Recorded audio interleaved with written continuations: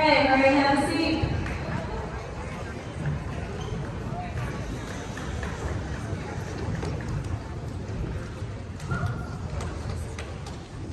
Wow, this is great. Okay, guys, Mr. Khan is back today on Valentine's Day to share some more words of encouragement. Please be on your best behavior and listen respectfully. Man, I'm glad to be back with you guys today. Hey, there's this dude who was in the news on Sunday night. His name's James Bradbury, and he plays defensive back for the Philadelphia Eagles. And at the end of the game, like it's almost the end of the game of the Super Bowl, biggest game of the year, and he commits this penalty. It's called defensive holding. It's third one. And instead of the Kansas City Chiefs having to get a field goal with lots of time for the Eagles to go score, it's an automatic first down. And everybody went crazy, especially everybody who was cheering for the Eagles, right? Everybody went nuts. They're like, you should never call it a foul. That's not a foul. You shouldn't call it a foul. James Bradbury yesterday tweeted out something, and I want to show you what he said. Because everybody was like, that's not fair. The refs decided the game. And whether they did or they didn't doesn't really matter. But here's what he said. He says, it was holding. I tugged his jersey. I was just hoping they would let it slide. He knew he broke the rules. He just hoped he'd get away with it. And he didn't get away with it. And everybody was watching. And all the people who bet lots of money on the game were really watching. They're really upset about it. But I just want you to know, like sometimes even after middle school, sometimes you'll try to get away with something and you'll get caught. And sometimes it is badly. Sometimes it's not the worst thing. But still, I just want you to know that you can get caught in it. And a lot of times sometimes you feel like, yeah, I got away with it once, I can get away with it again and again. And then one of these days you'll get a driver's license, you'll start driving and you'll go 2 over or 3 over or 23 over or whatever. And you won't get caught. And you're like, you know what, I can do this again, I cannot get caught. Sometimes you'll get caught. And sometimes, I've said this to you before, sometimes the best thing that can happen is when you get caught. Now, today I'm going to talk to you about your reputation and influence. Your reputation is just what other people think about you. It's what other people say about you. Your reputation is simply what you're known for.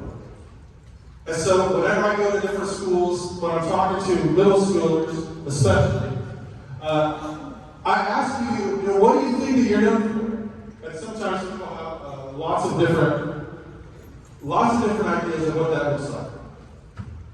And I started doing these sessions a long time ago because I heard people say, kids these days, and then they would say something that wasn't flattering after.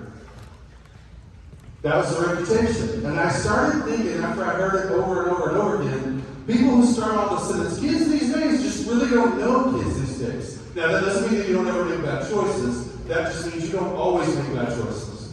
I know that's true. Sometimes your reputation precedes you. And when I went to that teacher in 5th grade to start these sessions, I said, can I have 30 minutes with the 5th graders before they go to middle school because their reputations preceded them in an 8th grade? And she smiled and said, no, but I'll give you an hour. And so we scheduled a time for me to come in, and I wrote 4 things on a note card. And I walked in, and one of the things I said was, I'm for you. Another thing that I said is, you're entering the most selfish phase of your life. And there were a couple other things that I said. So, today, for the next few minutes that we've got, I just want you to know I'm for you. That's why I'm back again. And because I'm for you, man, I want to tell you some things that are good and that are encouraging. There are a lot of things that you're doing that are really good and really encouraging. And I love to get to see that on social media. I hear about it a lot because I'm around you at different places, different events. I'm around you a lot. And I think that you have a lot to celebrate. You have a lot to offer. Today I want to tell you a story about a dude who thought he could get away with it. He couldn't get away with it. When he was in 8th grade, if you're in 8th grade, please raise your hand. Okay, now if you're in 8th grade, stand up. Don't talk. If you're in 8th grade, I'm not trying to get you in trouble. I'm speaking to you. I don't mean I'm not speaking to the rest of you, but I'm for sure speaking to 8th graders. Because there's this dude that when he was in 8th grade, his name's Mitchell Miller.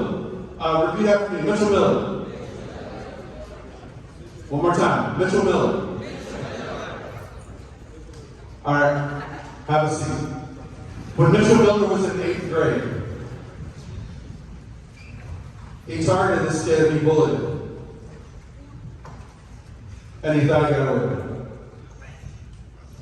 He was an incredible hockey player. And I'm reading a story here from the Boston Bruins. They're in the National Hockey League. They had signed this guy, but then they decided to change their mind after they learned about his behavior. When he was in 8th grade, this is not something that was like, it wasn't just a one-time thing in 8th grade. It's something he did over and over and over and over and over again and thought he could get away with it. The Boston Bruins decided Sunday to rescind, which means to take back. They decided to take back their offer for prospect Mitchell Miller. The team president said in a statement, the Bruins thought Miller's bullying, and they named the kid that he bullied. They thought his bullying was an isolated incident, but they reversed their course based on new information. This is a grown man. But he still had this pattern of bullying. And I don't know when it started, but they traced it all the way back to in 8th grade.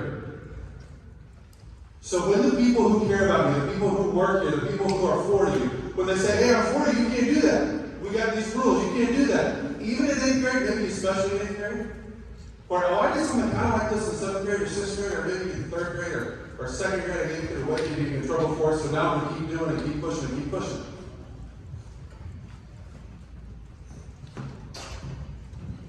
His reputation had preceded him, and it cost him. And I don't mean that every bad choice that you make is going to follow you around. That's not what I'm saying. But what I'm telling you is the choices that you make, there is rocks and ripples. The choices you make are the rocks. You throw the rock in the water, and it splashes. And then it sinks like a rock. But on top of the water, the ripples go out and out and out. And you can't stop the ripples. The only way you can stop the ripple is don't throw the rock. And so the things that you say, the things that you allow to be said about other people, the things that you say about the teachers, the things that you allow other people to say about the teachers and admin, listen, you can be better than that. We need you to be better than that. The story goes on. The culture that we built here, this is the captain of the team. His name is Duncan. He said, Bergeron, the captain, said, the culture we built here goes against that type of behavior. He said in the locker room, we're all about inclusion, diversity, and respect. One of the guys, who wasn't the captain, said when they heard that this guy who had this reputation, Mitchell, when they heard that he was signed in the locker room, all his teammates, they said, it was kind of hard to swallow.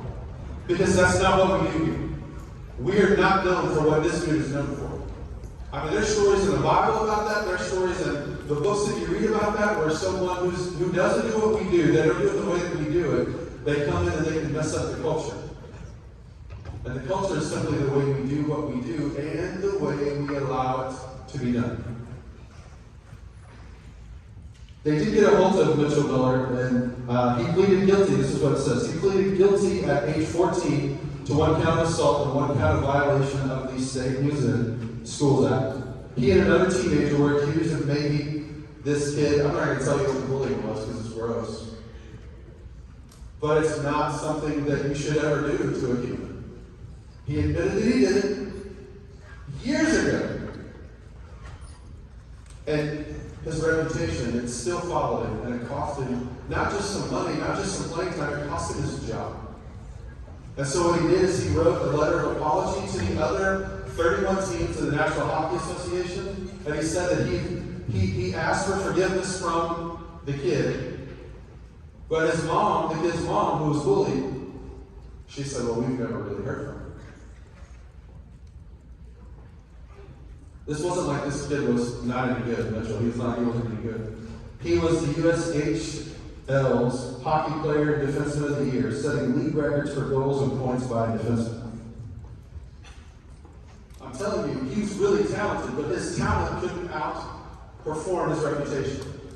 Some of you are brilliant. A lot of you are brilliant in so many different ways. And you think or you hope that your brilliance will bypass your behavior. That's not how that works. So the team president said, this is the last thing I want to tell you about. The team president said, I think there's a lesson here to be learned for other young people. Be mindful of careless behaviors and going with the group mentality of hurting others. Those repercussions can be felt for a lifetime. Just because somebody else is doing it, because lots of somebody else's are doing it, doesn't mean it's okay. And just because lots of somebody else's are doing it, doesn't mean it's okay just to kind of stand back and watch. Look this way. You're better than that. I don't want there to be a story about you 12 years from now, about your name, about when you made a poor decision, or you continue to make a poor decision, or you let it go. I don't want that future for you. This doesn't mean you can solve all the problems. That's what I'm asking you to do. What I'm saying to you is you are fantastic. You're not perfect. I'm not perfect either. When I tell you that I'm for you, it's because I am for you. I think you're some of the best part. You can be some of the best part of what's right in our community. But that's up to you. One of the ways you can do good and you can be part of what's right with our community is by getting your class on time. I'm proud of you. I'm for you. And I'll be back again next month to encourage you. I think you're fantastic. When you see somebody doing something good, let them know you see them doing good. Thank you guys. Have a great day.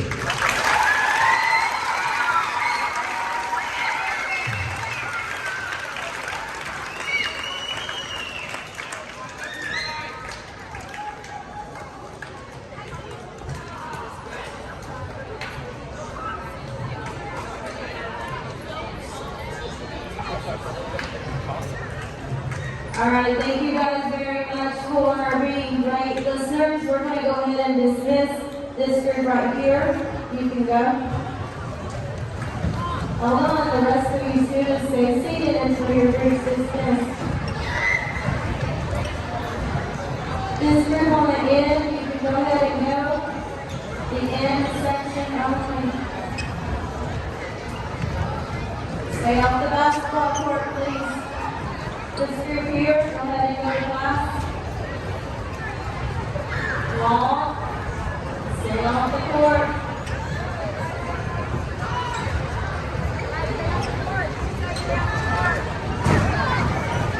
This group here, you can go.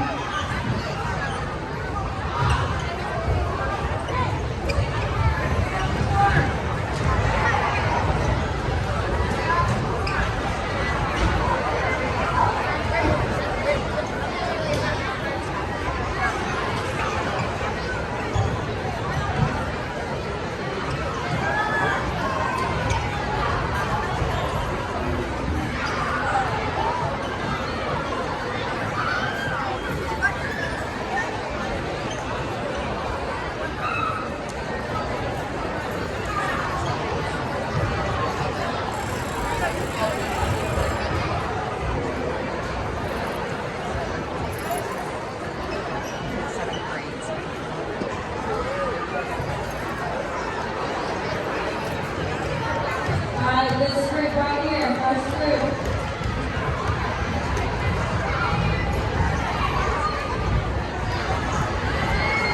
Hey, we're not jumping down the bleachers. One step at a time. See that video I sent of him watching right